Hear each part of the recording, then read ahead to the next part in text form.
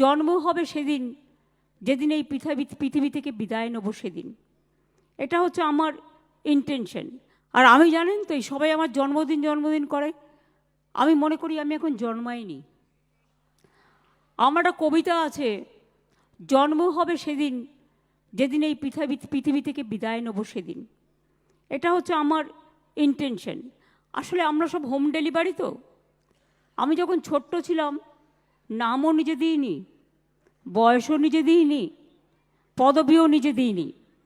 অনেকে আমাকে happy birthday বলে, কিন্তু দিনটা আমার কাছে মোটেই পছন্দকর নয়। ওটা সার্টিফিকেটের এজ বাবা মা করে দিয়ে গেছে। আমি জানতামও না।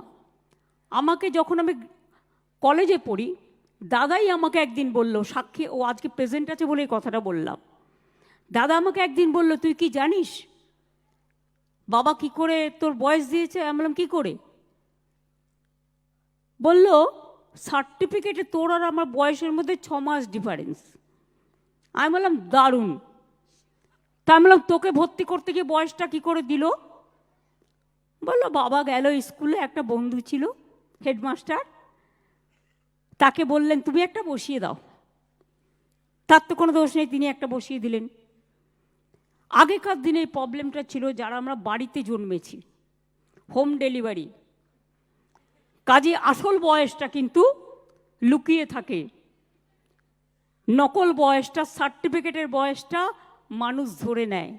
ডাউনলোড করুন এই সময় অ্যাপ iOS ও অ্যান্ড্রয়েডের জন্য।